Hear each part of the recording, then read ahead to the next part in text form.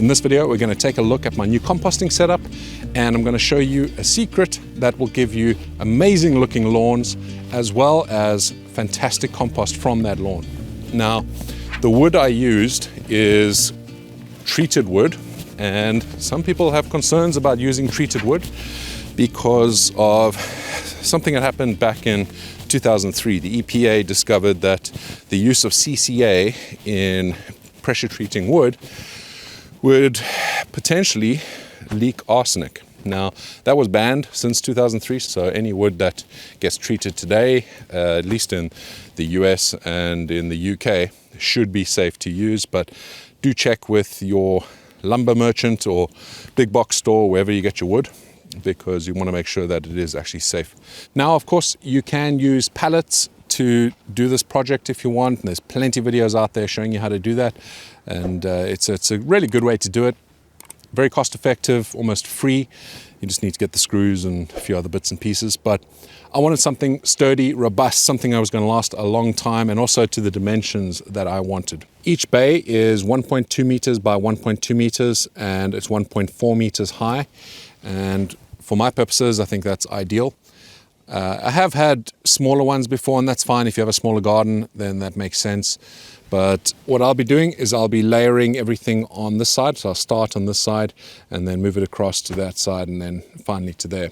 Once we get there and we've actually got finished compost, I'm going to then take it out and put it in a pile over there or in a bag or something like that and start the process again. Now, grass itself is actually a really great compost maker. Something you can do to amp up the usefulness of your grass is to add some clover seed. Clover is a fascinating plant. It is actually a legume, which means that it creates nitrogen for the soil. And as we all know, nitrogen is one of the key nutrients that things like grass need to grow. And any other vegetables, any leafy vegetables need a lot of nitrogen. Early green growth, even with chilies, need a lot of nitrogen. Later in the season, not as much so, but definitely for healthy green foliage, nitrogen is king. And by creating that nitrogen, you're going to end up with a more lush grass.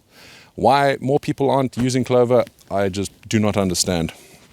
So I'll be spreading some clover seeds around here. You don't need as much, and it's not as expensive as grass seed, but I'll be spreading it around, just making sure I get as much clover in patches as I can, because the other massive benefit, obviously, the more healthy the grass is, the nicer it looks, of course, but it also creates better compost. You end up getting far more nitrogen in your compost, so when you are using that inside your vegetable planters, or if you're using them inside your pots like I do with my chilies, then you're going to end up with far healthier plants. Now, the other thing with clover is it is a very hardy plant. So where your grass might die off because maybe your dogs are urinating on it or something like that, clover will help to repair that, and you'll end up again with a much healthier looking lawn.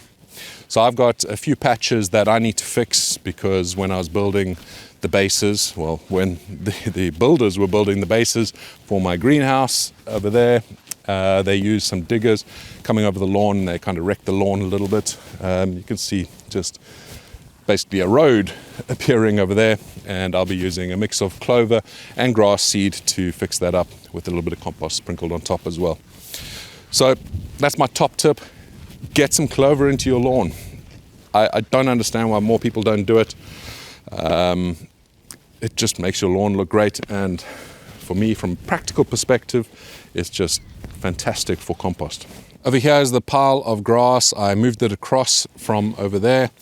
Now, that might seem a bit of extra work for no reason, but the reason I did that is I wanted to put the compost bins on top of an area that already had compost before, because that makes sure that the whole process gets started nicely. I'm going to pile this grass up into one of the bays, probably actually the first bay. I was thinking to put it in the second bay, but I'm going to start it off properly as it should be into the first bay, and we'll keep on building that up. Now, that's going to pretty much fill up the first bay.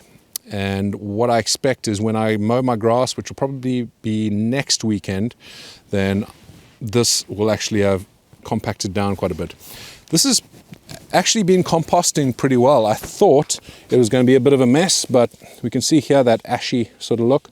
This has already started composting down. And I think that's because we've had a lot of very dry weather lately, not a lot of rain, and it allowed this to actually do its thing. If there was rain, typical to what you'd expect to see in the UK, then this would be just quite a stinky mess. But actually, it smells pretty good. It smells like compost. And yeah, it's started the whole process of composting. So there you go. You've witnessed the birth of a new compost pile. I've just moved the pile that was on the ground in front there into the first bay of the compost bins over there. And I'll keep cycling it across until it gets to the end, and we'll end up with some nice, rich, nutrient-rich compost. And that's the thing. I've been buying compost for a couple of years now, purely because I didn't have enough last year. And the compost I've been buying, the quality hasn't been great. At least with the method I'm doing here, I get some fantastic quality compost. And I know exactly what's gone into that compost. And I know that it is going to be healthy.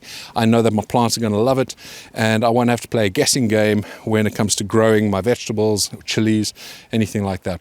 So it's a real benefit. If you haven't started a compost pile, even if you're keeping it simple, you don't need to do a 3-bay system like this. If you want to just have a pile in a corner of your yard, it'll break down as well. It'll compost. That's just nature's way of doing things.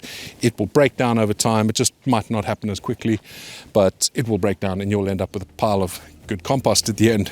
So it doesn't have to be fancy, but I would recommend make yourself some good compost. And don't forget clover seeds. If you are busy overseeding your grass at this point in time, which a lot of people are doing early spring, try and get some clover seed as well.